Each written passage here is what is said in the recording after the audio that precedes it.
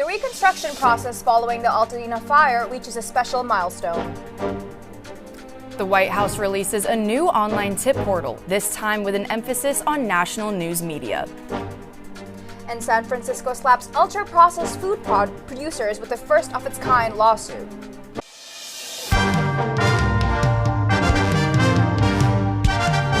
Annenberg TV News is next. 11 months after the deadly Altadena fires, today marked a small but significant step forward. Hi, I'm Mary Elisabeth. And I'm Kajal Reddy. This afternoon, an Altadena resident and his dog returned to their rebuilt home. The new one-story, three-bedroom home on East Loma Alta Drive belongs to Tom Koerner and his dog Daisy May. This is the first rebuilt house in Altadena since the January fires. The level of humble that comes from so many people helping is as overwhelming as the original loss was. LA County officials showed off the exterior and interior of the home, including its 3 bedrooms, attached garage, and patio. For me, it shows people of Altadena what can be done. I mean, the fact that it was done in a little over 4 months, I think, is setting a pretty high bar. We're all human, and so there are going to be human errors, but keep fighting. And when I say fighting, it doesn't mean a fight. It means advocating for yourself. Altadena fire left 19 people dead and burned more than 14,000 acres. It destroyed over 9,000 total structures, including 4,300 single-family homes. A Pasadena couple has also finished rebuilding their home, but they have not yet moved back in. The LA County Sheriff's Department is introducing body cameras inside county jails for the first time, a move they say will boost safety and transparency. When somebody's being recorded, it's the observer effect. It's like, oh, I'm being recorded. And so that immediately takes a physiological change in people's perspective. And it also creates accountability for our officers. It creates paperwork. It creates documentation. So when we do have an incident, now we can see the full perspective of how it started and how it led to where it needed to be. Officials say the technology will help document deputy interactions, reduce conflicts, and improve the review of critical incidents. The cameras come after an investigation in 2021 of increased inmate deaths despite a drop in the jail population.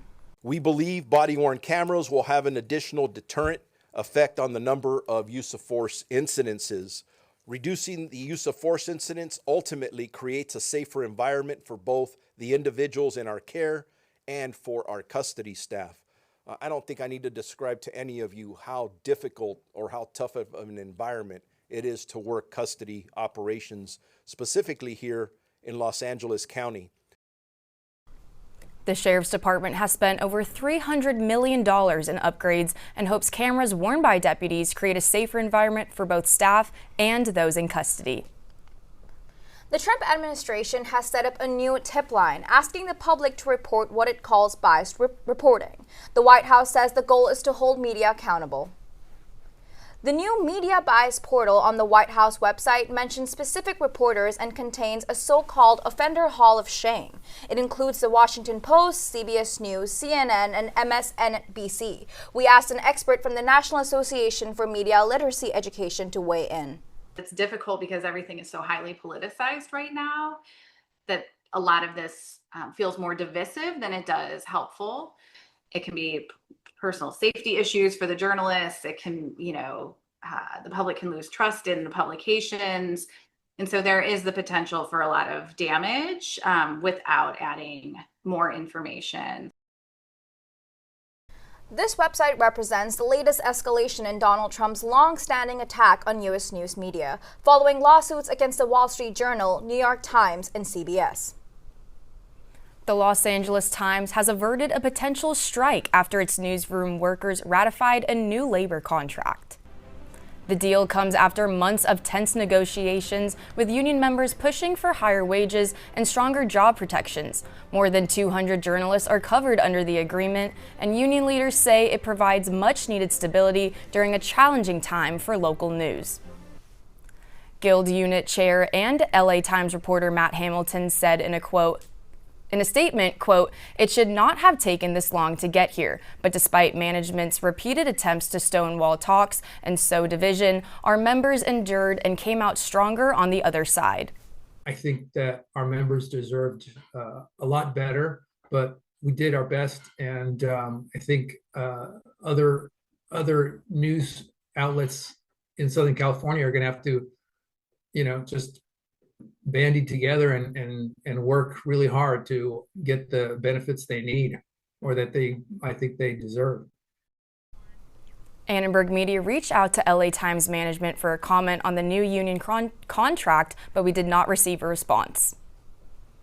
San Francisco City Attorney filed a landmark lawsuit against 10 major food companies. The suit accuses ultra-processed food makers of causing diseases and contributing to a public health crisis. Defendants include Coca-Cola, Kraft Heinz, and Doritos. The lawsuit claims corporations use deceptive practices in how they sell their foods. The lawsuit is seeking damages for the cost of treating customers harmed by these practices. Our case is about companies who designed food to be harmful and addictive and marketed their products to maximize profits.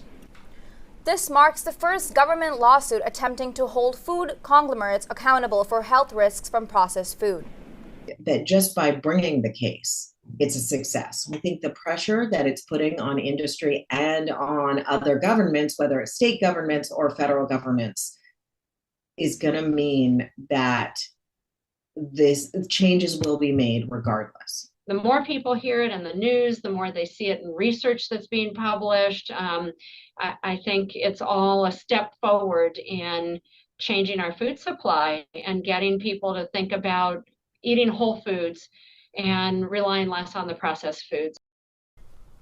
The lawsuit comes amid criticism from both Democrats and Republicans, including Health Secretary Kennedy's Make America Healthy Again initiative. None of the 10 companies have released a statement on the lawsuit so far. USC is stepping deeper into artificial intelligence. Starting in 2026, the university will roll out unlimited access to ChatGPT EDU, working to expand its commitment to responsible AI across campus. The announcement comes after USC's recent AI summit, led by Marshall School of Business Dean Geoffrey Garrett. University leaders say the summit and strategy committee reflect USC's goal to lead in AI's advancing development. Access to ChatGPT EDU hopes to give students, faculty, and staff new opportunities with advanced AI for learning, teaching, and research across campus, as well as a better understanding of what the technology can achieve and where it has limitations. It's not the technology, it's how you use it, and whether or not this adoption leads to greater creativity and productivity, et cetera, depends on two things, the faculty and the students. I think it's up to faculty and others to try to think about how they can design assignments that force students to use it to make them more creative and productive. USC says the rollout of ChatGPT EDU reflects the university's goal to be a leader in artificial intelligence, giving the campus community a chance to explore the technology and prepare for future innovation. Coming up, Thornton Chamber Music students kick off the end of semester music festival. Also, students let us know who they're listening to this year after the release of Spotify Wrapped. And find out how an LA business is spreading holiday cheer with pet pastries and treats. Don't go anywhere.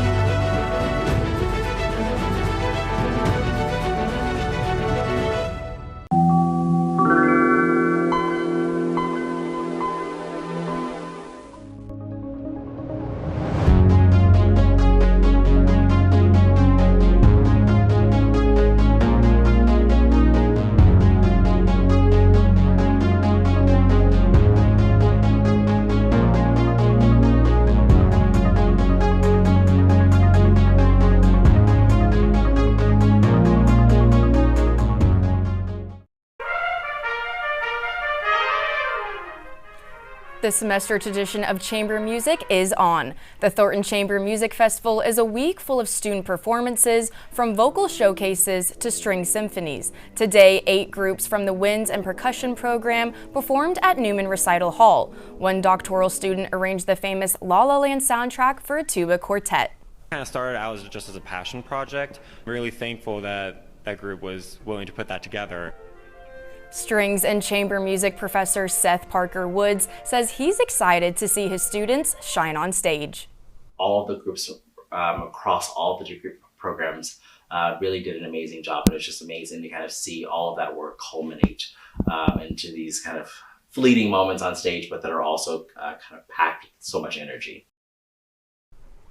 Tomorrow night, you can catch classical guitar at Newman Hall at 7:30 p.m. What music have you listened to this year? Can't remember? Spotify Wrapped has been keeping track of all your favorite tunes. Spotify recorded how many minutes you spent listening to music, your favorite genres, and even predicts your listening age based on your taste in music. It also shows your favorite artist of the year. Apple Music is Spotify's biggest rival, but Spotify has over 600 million more users than Apple, free options, a bigger slice of the global market, and launched 7 years before Apple. We asked students which they prefer. I think there's a little bit of a rivalry between the Spotify listeners and the Apple Music listeners, but I think both are great programs. I've heard that Apple Music, the sound quality is actually better. I use Spotify just because that's the streaming service I've used as long as I can remember, and that's the subscription that my parents started paying for, but I am sort of somewhat anti-streaming. I personally feel like I get slack from Spotify users because they're like, Apple Music is so lame, but like Apple Music is better, it's just people don't see the vision. Two music giants, Spotify and Apple Music. Which has your playlist? Which platform do you think is better? Holiday traditions are evolving, and pets are becoming part of the celebration. At a Mexican-owned dog bakery in Downey, that means pup tamales. Owner Adriana Montoya says her grandmother started preparing pup tamales a week before Christmas to ensure every batch is fresh. At LA Panaderia, you can see how pets are becoming part of the family. So the pup tamales kind of comes from a tradition that we do at our household where we make tamales every Christmas. We wanted to make something a little bit more special. They started last year when we opened up our store, and a lot of people were actually asking for the pup tamales. So we kind of just created a dog-friendly version for people to be able to give them to their dogs while they're enjoying their tamales. For many customers, shopping for their dogs is as meaningful as shopping for anyone else in the family. People love getting food for their pets, like meals. For the Thanksgiving meal, we sold out and it was very crazy. It was like a line wrapped around the whole building, so they do love getting food for their dogs. I feel like now pets are more like family members. When I was little, they were more just like, oh, that's a dog, but now I feel like it's, oh, that's family. Pup tamales at LA Panaderia prove pets are joining the holiday party, and it looks like this tradition is staying here to stay positive. Now, I know I'm definitely feeling the holiday spirit, and I think it's safe to say that Chris is too. Chris, what's the weather looking like?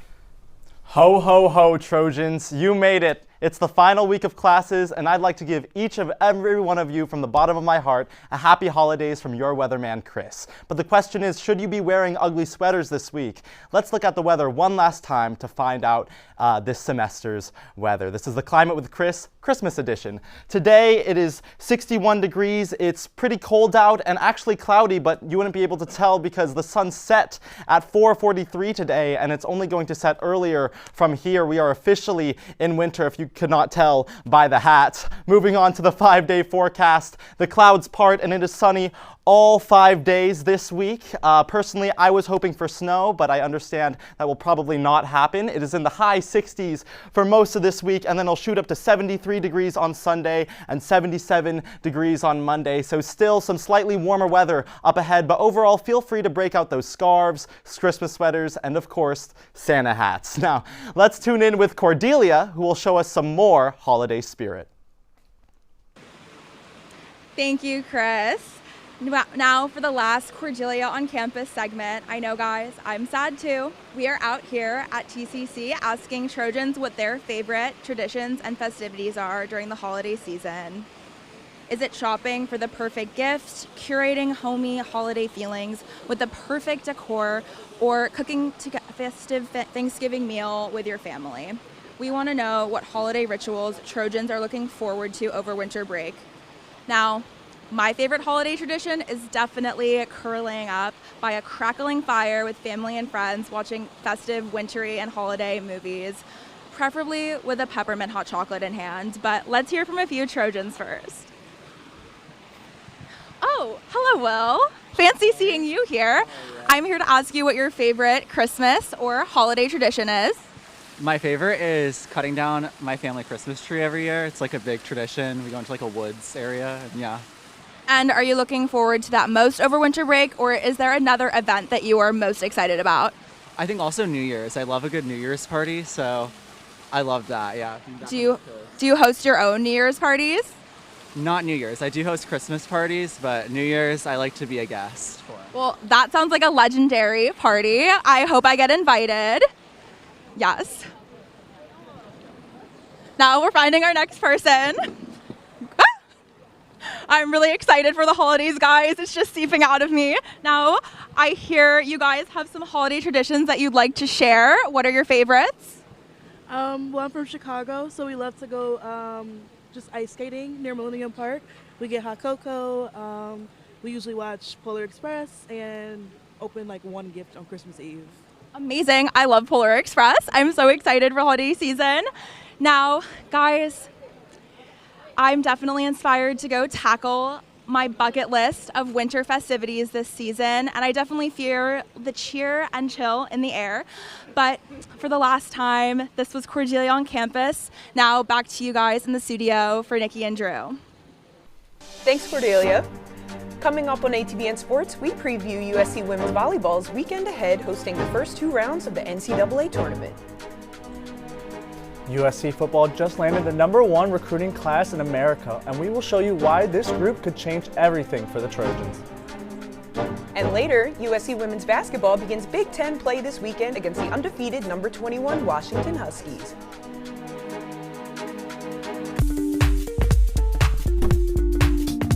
USG election season has kicked off. They have a huge game on Thursday, right? Huge. Prior to that, he couldn't hit water if he fell out of a boat. And a warning tonight about a massive storm heading our way. We're live here at the Galen Center. What would y'all do if you had $2.5 million? Music, art, and women empowerment. And she put her stamp on Big Ten history. Those are men swimming like fish. Thanks for watching. Annenberg TV News. You never miss an episode. Don't forget to subscribe. Thanks for watching.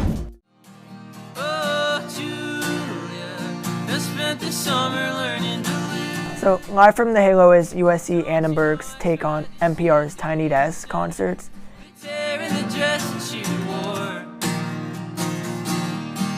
This is like a platform for USC students and adjunct students just to perform and play their music for an audience.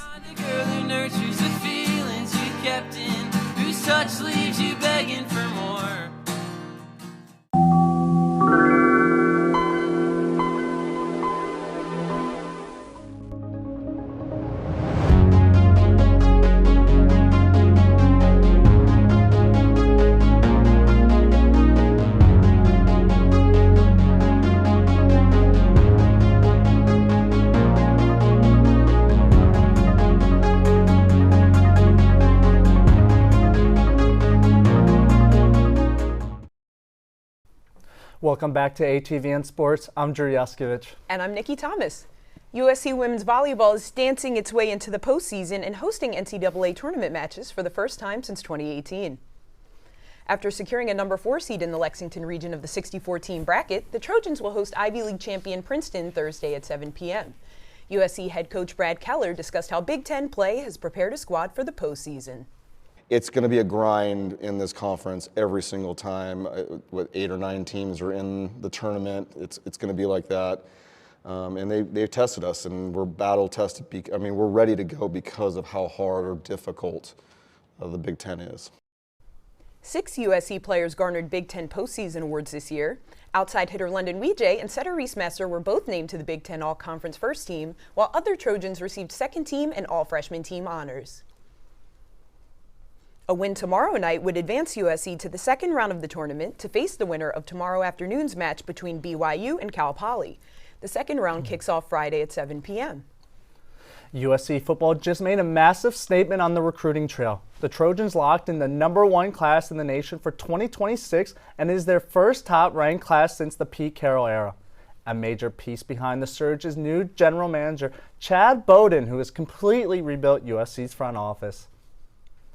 USC's #1 class is headlined by 3 blue-chip players. 5-star tackle Keon Pepe is the centerpiece of the entire class. He is joined by elite tight end Mark Bowman, who flipped after a strong push from USC, and an explosive wide receiver Caden Wydett, who brings serious speed. USC is expected to sign 33 total recruits, including 18 ESPN 300 players. The Trojans have rebuilt their local pipeline with 19 California commits after a big push from new general manager Chad Bowden. USC used a more aggressive NIL approach to help them climb to the #1 spot in the 2026 rankings. Well, Drew, 9-3 record this year, #1 recruiting class. USC certainly seems to be on an exciting trajectory. What do you make of all of this? I think USC is really stepping up. They want to improve their team. They want to show the fans that there's something to believe in. And I think with this #1 recruiting class, I really think next year will be something special and hopefully a college playoff berth. I can't wait to see. I guess we'll have to wait and see if we can pull it off. But the Trojans are making everything official today as the early signing period opens. With the #1 class is already in place, USC says this is just the start of a new era of Trojan football. The Trojans look to extend a 3-game win streak when USC women's basketball begins Big Ten play this Sunday against #21 Washington at Galen Center. USC is coming off a 79-33 victory over St. Mary's last night, a contest in which the Trojans forced 29 turnovers and held the Gales to less than 27% shooting. After the game, head coach Lindsey Gottlieb discussed keys for conference play. I think our strengths in the Big Ten is going to be that, there's a lot of people with a varied skill set, and it's going to be tough to stop a group that's connected and united and can do a lot of different things. We've got so many young kind of new pieces coming together, and I just think we're only beginning to scratch the surface. The Trojans may have only scratched the surface, but freshman guard Jazzy Davidson has certainly found her stride in the early season, leading USC in all major statistical categories. It'll be important for her to stay hot as the Trojans navigate upcoming ranked opponents. USC is 1-2 against ranked foes this year. Tune in this weekend to see if the Trojans can turn things around ahead of next Saturday's home game against #1 UConn. USC's men's basketball stayed undefeated last night with a big win in Oregon. The Trojans erased a double-digit deficit and picked up their first Big Ten win on the road, and once again it was Chad Baker-Mazara leading the way with a huge performance. USC beat Oregon 82-77 in a very close game behind 25 points from their star transfer, Baker-Mazara, which marked his 4th 20-point game of the season. USC out-rebounded Oregon 34-27 and held the Ducks to 25% from 3 in the second half. The Trojans return home Saturday in another Big Ten matchup to face Washington at the Galen Center. It is a blackout game, and tip-off is at 3 p.m. on the Big Ten Network. Thank you for watching ATVN Sports. For one last time, I'm Nikki Thomas. And I'm Drew Yuskevich, and now back to Mary for one last time. When we get back, things will be getting extra spicy in the studio. You definitely won't want to miss this, so stay tuned.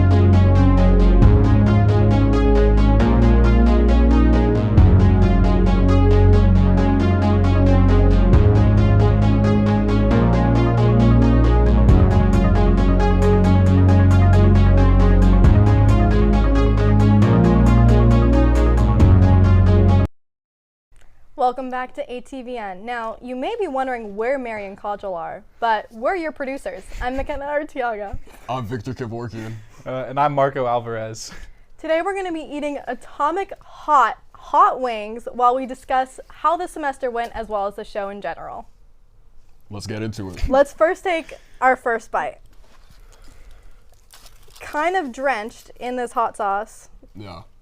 Yeah. No cheers? Let's dive in. Oh, cheers.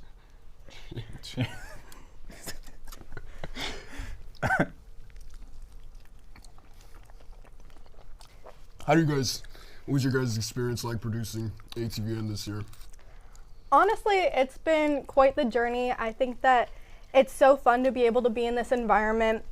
I think that there are so many different talents that we get to talk to every day, whether it's our MJs, our anchors, or just different people helping out around the newsroom. It's been a really good experience to try and see what a real newsroom is like.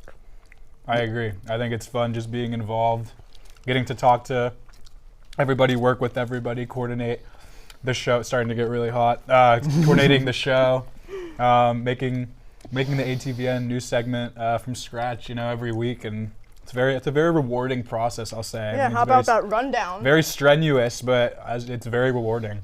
Yeah. Speaking of rewarding, I think just the growth that we all went through. In the first week, I feel like we were all a little lost, all very nervous. But now I feel like we've grown so much as producers. Comparing my first lead show to my last one 2 weeks ago, I see so much improvement. And I'm just so proud of us, and I loved working with you guys this semester. So nice. What say you? I loved working with you guys too. Yeah. As you can tell, these hot wings are really doing their job. I can feel the side of my mouth starting to burn. For ATVN, we're your producers. I'm Makena Arteaga. I'm Victor Kevorkian. And I'm Marco Alvarez. Thank you so much for tuning in all semester. Now, that was definitely a special segment, and it's amazing to see those who are behind the scenes in front of the camera, because I know I definitely feel like this Wednesday group has become a family. No, definitely. This semester has just been so great, and I love all of our producers and our crew, and that made me salivate, and we should take the crew and go eat some hot wings after. And speaking of crew, I think we're gonna have some special guests join in behind us for one last goodbye. Thanks for watching Edenburg TV News, and thank you to everyone. This is the team. Our Wednesday production has been amazing. We want to give a special shout out to our MJs, volunteers, live shot reporters, and everyone working behind the scenes in the control room. We also want to thank our faculty for supporting us all semester. We couldn't have done it without you. Thank you, Stacy, Tom, Bobby, Chris, Mallory, and Roz. For the last time from everyone at Edenburg Media, I'm Kajal Reddy. And I'm Mary Elisabeth. For more coverage, don't forget to subscribe to our channel and turn on notifications so you never miss an episode. We'll see you next year. Good night.